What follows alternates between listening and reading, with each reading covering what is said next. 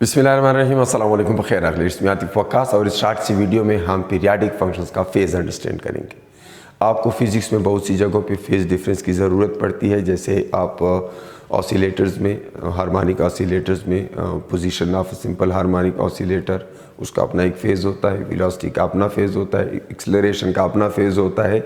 यानी उनकी वैल्यूज़ जो है, चूँकि अल्टरनेटिंग क्वांटिटीज़ हैं, डिफरेंट टाइम पे उनकी वैल्यूज़ डिफरेंट होती हैं, पीरियाडिक क्वांटिटीज़ हैं, इसलिए उनका फेज़ हमारे लिए इम्पॉर्टेंट होता है। फिर आप अल्टरनेटिंग करंट सर्किट्स पढ़ चुके हैं, उसमें भी आपको फेज़ डिफरेंस की ज़रूरत पड़ती है। फिर इसी तरह जब आप वेव्स की सुपरपोजिशन करते हैं, वेव्स की सुपरपोजिशंस में आप इंटरफेरेंस ऑफ वेव्स पढ़ते हैं, बीट्स पढ़ते हैं, या फिर स्टेशनरी या स्टैंडिंग वेव्स पढ़ते हैं, उसमें आपको ज़रूरत पड़ती है कि दो पॉइंट्स का या दो वेव्स का आपको फेज़ डिफरेंस मालूम हो। तो हम ये सारी चीज़ें इस शॉर्ट से लेक्चर में अंडरस्टैंड करेंगे। मैं ज़्यादा टाइम नहीं लूँगा, हम टू द पॉइंट रहेंगे, लेकिन कुछ बहुत इंपॉर्टेंट चीज़ें डिस्कस करेंगे। आपने देखे होंगे एमडीकेट के पास पेपर्स या ईटा के पास पेपर्स, अगर आप उठा के देखें तो उसमें बहुत सारे क्वेश्चंस जो है इससे मिलते जुलते आपको मिलेंगे, जिसकी हम एंड में प्रैक्टिस करेंगे। So what is phase of a physical periodic quantity, periodic function. Here मैंने एक एग्जांपल ली है हार्मोनिक ऑसिलेटर की, मास अटैच्ड टू स्प्रिंग है, that is simple harmonic oscillator.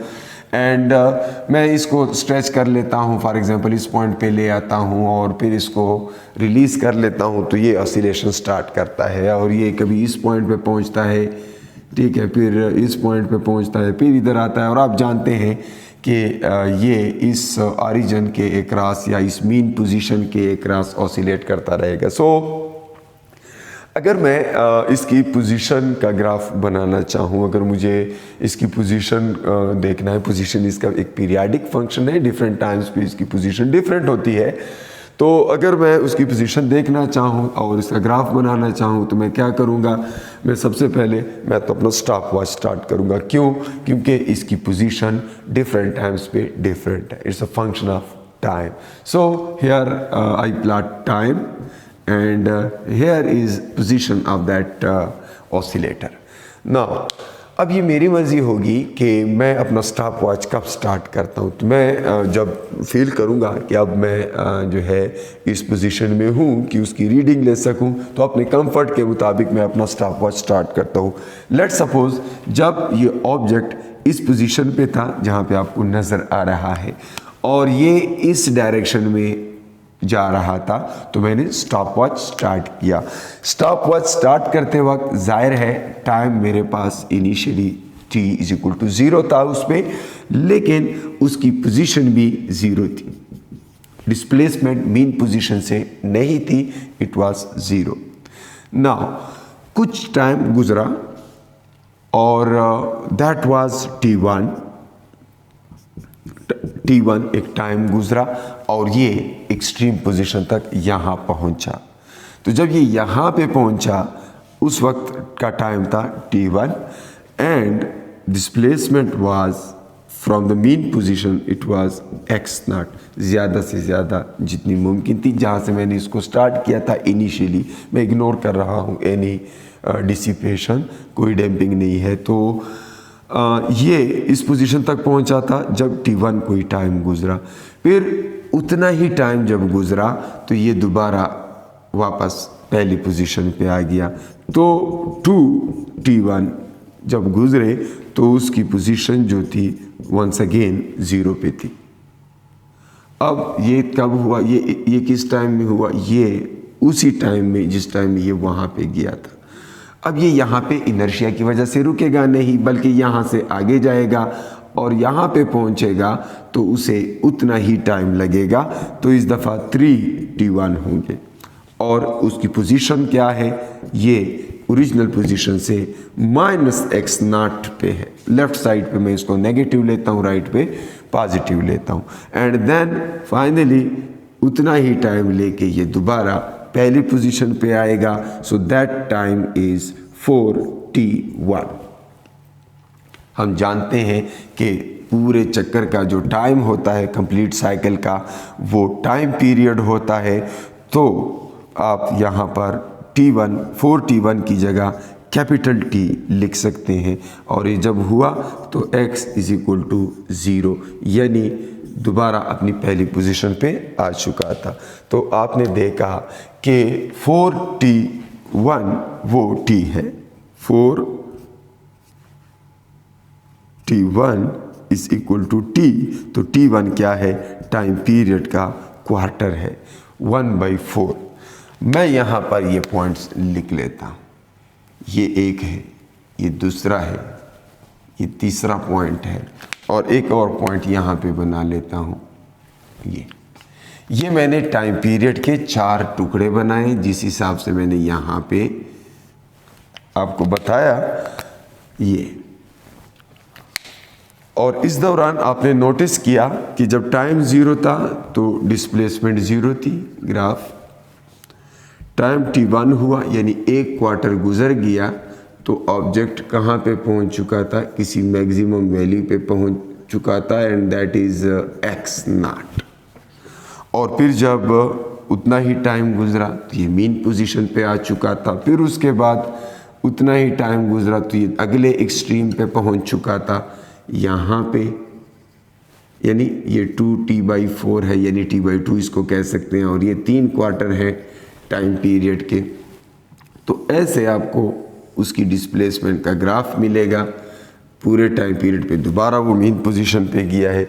आपने देखा कि उसकी जो डिस्प्लेसमेंट है मीन पोजीशन से, वो 0x और -x0 के दरमियान ऑसिलेट कर रही है। तो इट्स पीरियाडिक फंक्शन। अब इसका फेज़ क्या है, ये जो इस लाइन के ऊपर मैंने टाइम नोट किया है, इसके साथ एक रिलेशनशिप है उसके फेज़ के साथ। किस तरह, अगर मैं इसको किसी फंक्शन के ज़रिए शो करना चाहूँ इस पोजीशन को, तो आप देख सकते हैं ये साइन का ग्राफ है जिसकी ज़्यादा से ज़्यादा वैल्यू x0 है, और बाकी साइन फाई क्या है, फाई फेज़ है जिसकी मैं बात कर रहा हूँ। लेकिन फेज़ के अंदर 2 चीज़ें होती हैं। कौन सी 2 चीज़ें होती हैं? Phase phi is related to time, किस तरह, ओमेगा टी। ओमेगा क्या है, इस ऑसिलेटर की angular frequency, that can be written as 2πft या 2π small t divided by capital T। f की जगह 1/2 पुट किया है, 1/t पुट किया है। तो आप देख सकते हैं कि phase of a harmonic oscillator is a function of time. Different time पे उसकी पोजीशन डिफरेंट होगी तो उसका फेज़ मालूम होगा। तो आप यहाँ पे पुट करेंगे, वहाँ से साइन के ज़रिए कोई वैल्यू आएगी और उसको एम्पलीट्यूड से मल्टीप्लाई करेंगे। अब इस पर्टिकुलर केस में फेज़ जो है वो सिर्फ टाइम का फंक्शन है, पोजीशन का फंक्शन नहीं है। ओमेगा टी, ओमेगा उस ऑसिलेटर की एंगुलर फ्रीक्वेंसी। अब उसी ऑसिलेटर की अगर हम वेलोसिटी की बात करें तो वेलोसिटी क्या है, वेलोसिटी और डिस्प्लेसमेंट के ग्राफ में फ़र्क होगा। किस तरह फ़र्क होगा, जब डिस्प्लेसमेंट 0 है तो उस वक्त वेलोसिटी मैक्सिमम होती है, क्योंकि वो मैक्सिमम पॉसिबल जो उसकी स्पीड होती है वो इस पॉइंट पे होती है, इक्विलिब्रियम पे। यहाँ पे तो पहुँच के वो रुक जाता है। तो इसलिए अगर मैं वेलोसिटी की भी यहाँ पे वैल्यूज़ लिखूँ, यहाँ पे लिख लेते हैं, सो वेलोसिटी इस पॉइंट पर v0 होगी, मैक्सिमम होगी, जबकि इस पॉइंट पर जब ये एक्सट्रीम पे पहुँच जाएगा तो ये 0 हो चुकी होगी। फिर वेलोसिटी अगले साइड से दोबारा -v0 हो गई होगी, क्योंकि अभी डायरेक्शन अपोजिट हो गई होगी। एंड देन सिमिलरली इस केस में भी जब ये -x0 तक पहुंचेगा तो वेलोसिटी 0 हो जाएगी और फिर दोबारा मैक्सिमम पे पहुंच जाएगी। तो इसी तरह अगर मैं वेलोसिटी का ग्राफ ड्रा करूं, उसकी वैल्यूज़ मैं यहाँ पे ड्रा कर लेता हूं। तो वेलोसिटी इनिशियली जब मैं स्टॉप वॉच स्टार्ट कर रहा था, मीन पोजीशन पे था, वेलोसिटी आगे थी। तो जब वेलोसिटी आगे थी तो इसका मतलब ये है वो वेलोसिटी मैक्सिमम थी, तो इसका ग्राफ आगे निकला है। कितना आगे निकला है वो यहाँ से शुरू हुआ है, तो इसको हम फिर कहेंगे फेज डिफरेंस डेल्टा फाई। यहाँ पर मैं लिख लेता हूँ delta phi, that is phase difference between those two waves. और आप देख सकते हैं अगर मैं वेलोसिटी का ग्राफ ड्रा करना शुरू कर दूँ तो फिर वो इस तरह होगा कि जहाँ पर डिस्प्लेसमेंट ज़ीरो है वहाँ पर वेलोसिटी मैक्सिमम है, जहाँ पर डिस्प्लेसमेंट मैक्सिमम है वहाँ पे वेलोसिटी ज़ीरो है, फिर जहाँ पर डिस्प्लेसमेंट ज़ीरो है वहाँ पे वेलोसिटी अपोजिट डायरेक्शन में मैक्सिमम है, फिर जब ये ज़ीरो हो गई तो उस वक्त डिस्प्लेसमेंट अपोजिट डायरेक्शन में मैक्सिमम हो चुका था। तो ये इस तरह के नेचर को हम कहते हैं फेज डिफरेंस। इस फिजिकल क्वांटिटी और इस फिजिकल क्वांटिटी में दोनों के अंदर एक हिसाब से चेंजेस आ रही हैं, लेकिन आप देख सकते हैं एक आगे है दूसरा पीछे है। तो इस बात को अंडरस्टैंड करने के लिए आप ज़रा तवज्जो करें। यहाँ पर मैं अब वेलोसिटी के लिए फंक्शन लिखना चाहता हूँ, तो ये काज का फंक्शन है, साइन का फंक्शन नहीं है। यहाँ पर वी नॉट काज फाई लिखूँगा, phi is omega t. So आप ये लिख सकते हैं कि वेलोसिटी जो है v naught cos omega t, and what is difference between sine omega t and cos omega t. तो उसके लिए बड़ा सिंपल है, अगर आप साइन ओमेगा टी यानी इस फेज फाई के अंदर पाई बाई टू ऐड कर दें, पाई बाई टू ऐड कर दें तो आपको क्या मिलता है, you get cos omega t. So इसका मतलब ये है कि अगर मैं इस वेलोसिटी को साइन से रिप्रेजेंट करना चाहूँ, अगर मैं चाहूँ कि इसको मैं साइन थीटा से रिप्रेजेंट करूँ तो मैं कैसे रिप्रेजेंट करूँगा, मैं इस काज फाई की जगह या इस काज ओमेगा टी की जगह मैं sine omega t plus pi by two लिख सकता हूँ, and that would become v naught sine omega t plus pi by two. यहाँ से आपके पास वेलोसिटी का फेज आ गया। वेलोसिटी का फेज क्या है, omega t plus pi by to, और पोजीशन का फेज क्या है, सिर्फ ओमेगा टी। इसको मैं ज़रा इस फॉर्म में लिख लूँ,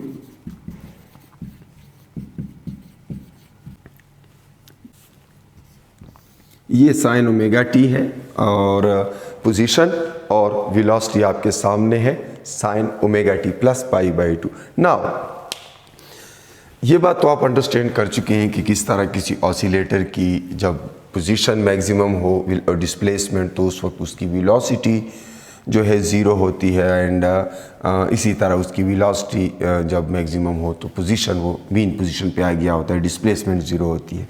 अब बिल्कुल इसी तरह से एक्सेलरेशन का भी देख सकते हैं। अगर मैं एक्सेलरेशन की वैल्यूज़ यहाँ पे लिखूँ तो चूँकि आप जानते हैं कि एक्सेलरेशन जो है that is minus some constant omega square times x. ये कांस्टेंट होता है ऑसिलेटर के लिए। अगर आपने वेव्स एंड ऑसिलेशंस पढ़ी हैं तो आपको पता होगा कि ओमेगा स्क्वायर जो है ये के बाई एम होता है मास स्प्रिंग सिस्टम के लिए, और जी बाई एल होता है पेंडुलम के लिए। तो ये ओमेगा स्क्वायर की वैल्यूज़ हैं, मुख्तलिफ ऑसिलेटर्स के लिए मुख्तलिफ होती हैं, लेकिन ये सिंपल हार्मोनिक मोशन की इक्वेशन है। तो यहाँ से आप देख सकते हैं एक्सेलरेशन जो है that is minus omega square, और पूरा जो भी आपने पोजीशन के लिए फंक्शन यूज़ किया है वो इधर लिख लेते हैं साइन ओमेगा टी। और इसको इस तरह भी लिखा जा सकता है A is equal to omega square x naught minus sine omega t या sine omega t plus pi. अगर आप ओमेगा टी में 180 ऐड कर दें तो ये माइनस हो जाएगा। और इस बात को हम ग्राफ पे कैसे शो कर सकते हैं, अगर मुझे एक्सेलरेशन का ग्राफ चाहिए तो फिर मैं क्या करूँगा, चूँकि माइनस साइन है तो एक तो ये तरीका है कि डायरेक्ट आप इधर से स्टार्ट करें।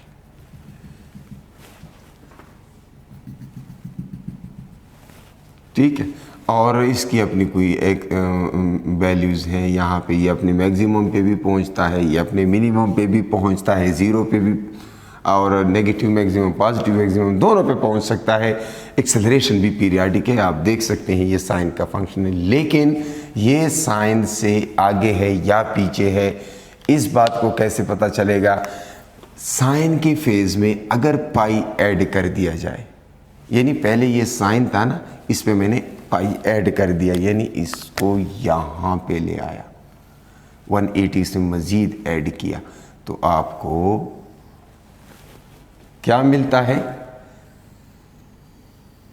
माइनस साइन मिलता है, यानी 180 डिग्री आगे है, पाई रेडियन आगे है। तो एक्सेलरेशन का फेज़ इस तरह होगा। तो इस साइड पे हम वैसे बनाते नहीं हैं, इसलिए असल में हमारा मतलब ये है कि ये जो रेड है ये आगे है और ब्लू उसके बाद है और फिर ब्लैक उसके बाद है। ये जस्ट एजम्पशंस हैं, कन्वेंशनली हम इसको इस तरह एज्यूम करते हैं। तो अब आप देख सकते हैं कि 3 मुख्तलिफ क्वांटिटीज़ आपके पास आ गई और उन तीनों में फेज़ डिफरेंस भी है। तो ये फेज़ डिफरेंस इस पर्टिकुलर केस में इस वजह से है कि ये डिफरेंट क्वांटिटीज़ हैं और हमेशा उनमें 90 का फेज़ डिफरेंस होगा किन दो चीज़ों में, पोजीशन में और वेलोसिटी में। फिर 180 का फेज़ डिफरेंस होगा पोजीशन में और एक्सेलरेशन में। लेकिन कुछ क्वांटिटीज़ ऐसी होती हैं कि जिनके दरमियान दोनों सेम क्वांटिटीज़ होती हैं, दोनों पोजीशंस हों और उसमें फेज़ डिफरेंस हो। तो ऐसी सिचुएशन क्या हो सकती है, इसकी भी अगर हम बात कर लें, वही सिंपल हार्मोनिक ऑसिलेटर जो कुछ देर पहले मैंने एज्यूम किया था, हम दोबारा एज्यूम करते हैं और वहाँ पर हम एक चीज़ चेंज करेंगे। ये वही डिस्प्लेसमेंट होगी जो अभी हमने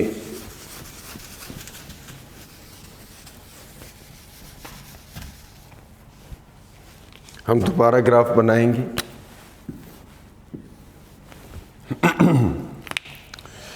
डिस्प्लेसमेंट का ग्राफ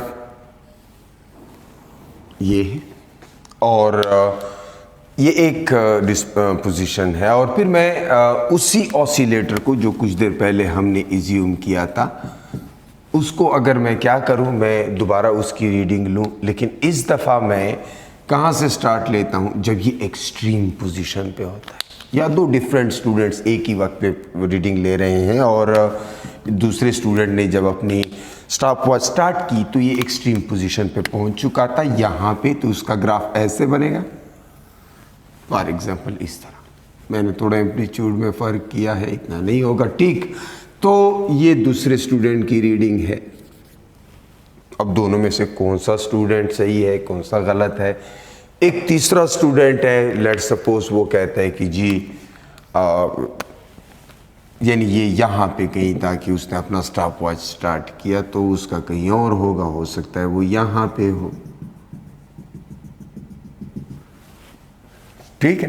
तो मुख्तलिफ लोग मुख्तलिफ रीडिंग ले सकते हैं। तो इसका आसान तरीका ये होता है कि हम क्या कर लेते हैं, जनरली इन सब को, इन तीनों स्टूडेंट्स की रीडिंग्स को आपस में रिलेट करने के लिए हम क्या करते हैं, एक ही फंक्शन यूज़ करते हैं, साइन ही यूज़ करते हैं। लेकिन यहाँ पर फिर हम लिखते हैं ओमेगा टी प्लस फाई। अब ये फाई क्या है?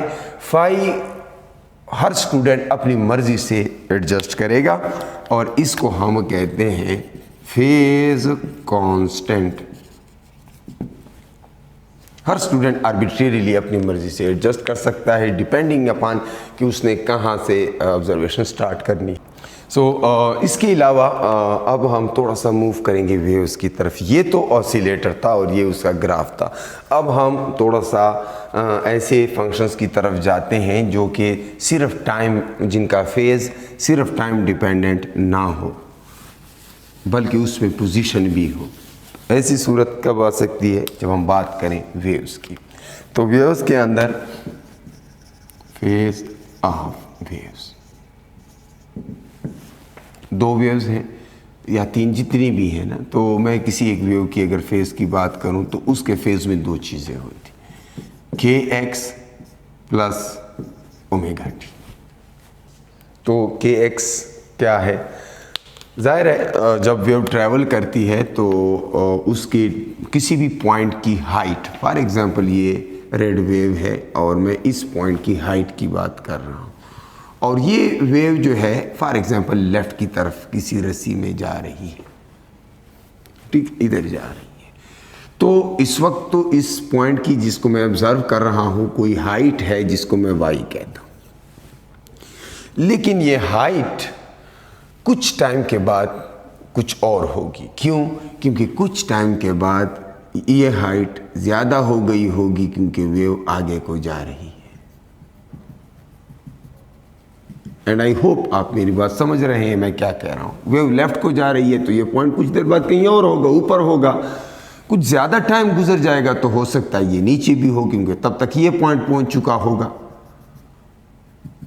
तो ये नीचे भी हो सकता है। तो डिफरेंट टाइम्स पे इस y की हाइट या ये y डिफरेंट होता है, तो ये y टाइम पे तो डिपेंड करता है। लेकिन अगर मैं बात कर रहा हूं किसी वेव की, तो वो वेव इस पॉइंट की हाइट और इस पॉइंट की हाइट उसी टाइम पे डिफरेंट है।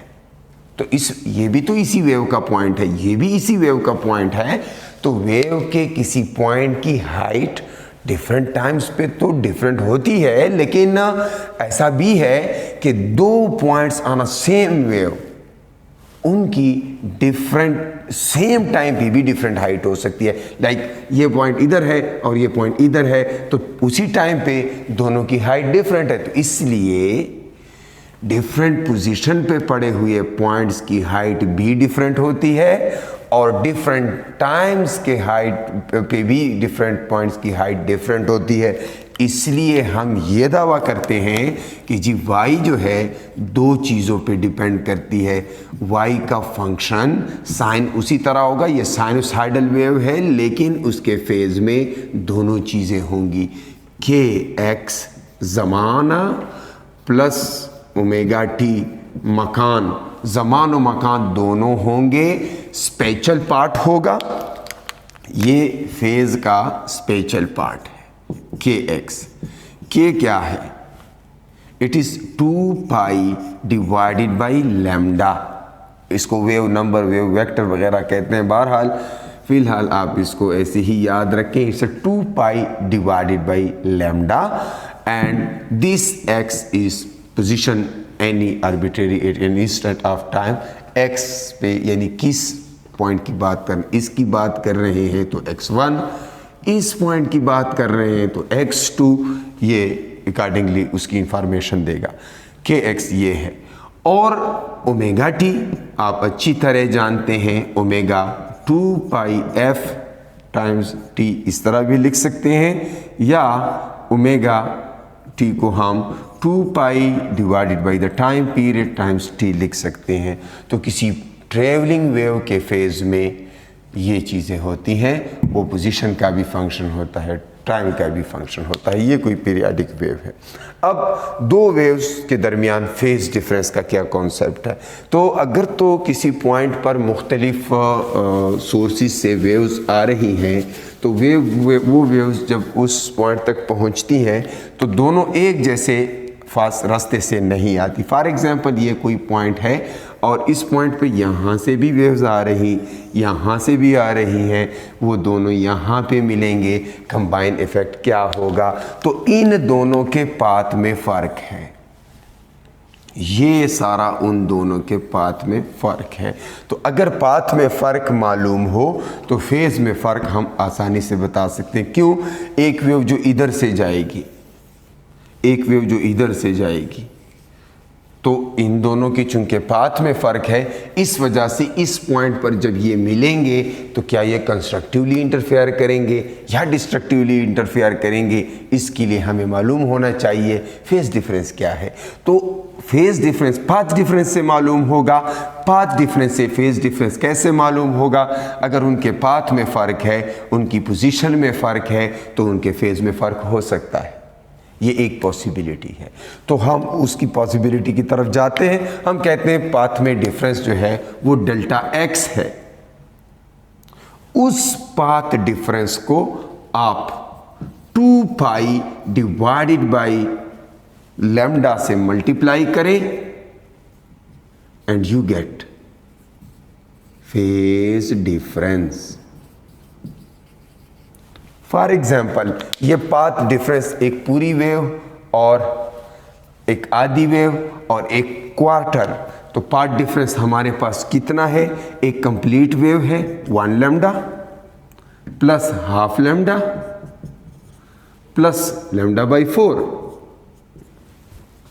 सो इसका मतलब है कि 1 लैम्डा प्लस 3 लैम्डा बाई 4, ये हमारे पास, पहले तो हम पाथ डिफरेंस फाइंड करते हैं ना। ये मुझे इस तरह पता चला कि इसमें हमारी एक कंप्लीट वेव है, एक हाफ वेव है और एक क्वार्टर है, तो मैंने उनको ऐड किया, इससे मुझे पाथ डिफरेंस मालूम हुआ and that is 7/4 lambda. Path difference मालूम हो गया। अब फेज डिफरेंस कैसे बताएंगे? यहाँ पे पुट कर लेते हैं 7/4 lambda multiplied with 2 pi by lambda, lambda cancels with lambda, 4 into 2 1s are 2, 2 2s are 4 and 7/2 यानी 3.5 पाई इज फेज डिफरेंस। इस तरीके से हम फेज डिफरेंस बता सकते हैं अगर पाथ डिफरेंस मालूम हो। एक और पॉसिबिलिटी भी है, दो वेव्स के फेज में फ़र्क की एक और पॉसिबिलिटी, क्योंकि यहाँ पे आपने देखा कि फेज के अंदर टेम्परल पार्ट भी होता है, ये स्पेशल पार्ट था स्पेस से रिलेटेड और ये टेम्परल पार्ट है टाइम से रिलेटेड। तो अगर दो वेव्स टाइम में एक दूसरे से आगे पीछे होंगी तब हम कैसे बताएंगे? आसानी से आप बता सकते हैं।